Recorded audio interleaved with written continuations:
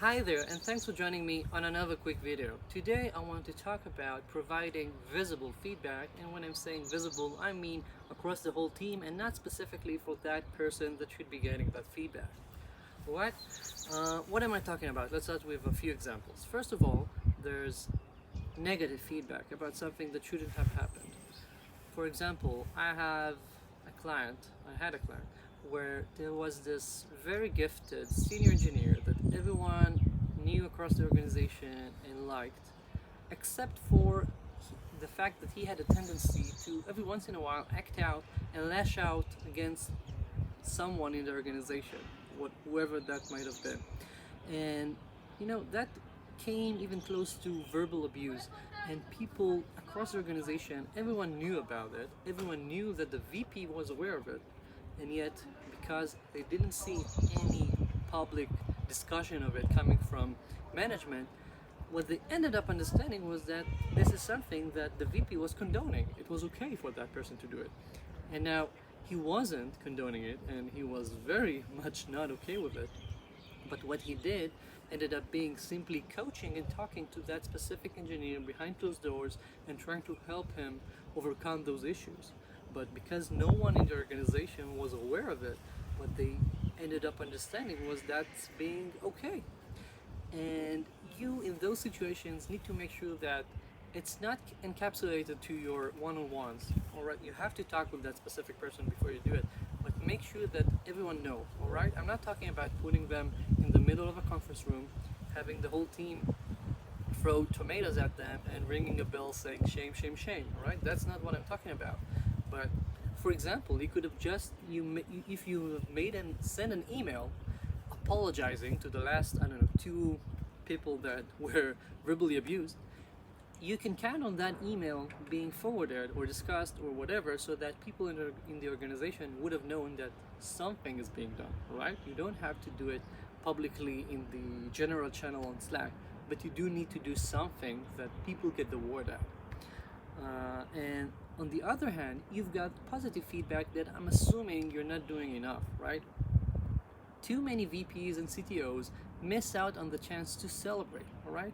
We always say we want to get to quick wins, but what do you do when you're winning? You should be celebrating it. Otherwise, people don't feel like it's a win. They just move on from one win to the next and essentially burn out, all right?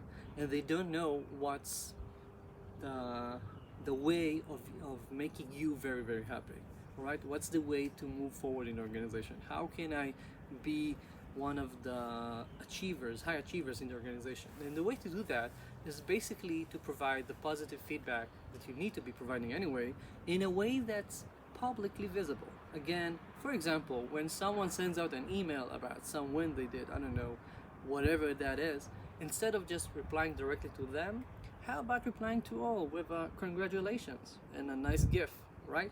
I'm saying GIF, not GIF. Now, you have to use this and train this until it becomes a muscle that you don't actively think about.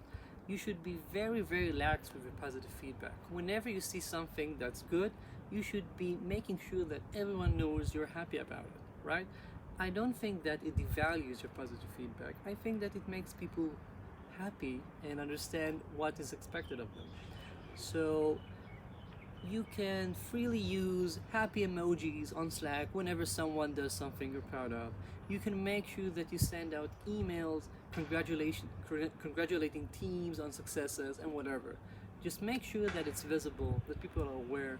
And if you want to do something like me, whenever there's a big project done, I like to bring out a few bottles of wine, have special made labels on them that commemorate the specific project completion, and then make sure that those bottles are displayed on a shelf for months and years, so that everyone across the team can see that we celebrated something.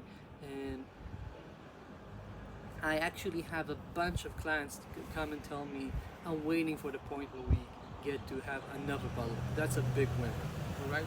That's very, very basic, all right? We're talking about a few bottles of wine every couple of months, and yet it makes a huge impact on an organization, on our culture. And you should be making sure that you only condone what you want to condone, and that whenever you provide feedback that actually matters to the whole organization, make sure that it's visible to that organization. All right? If you have any comments, please write out. I'm happy to hear, and thank you for watching.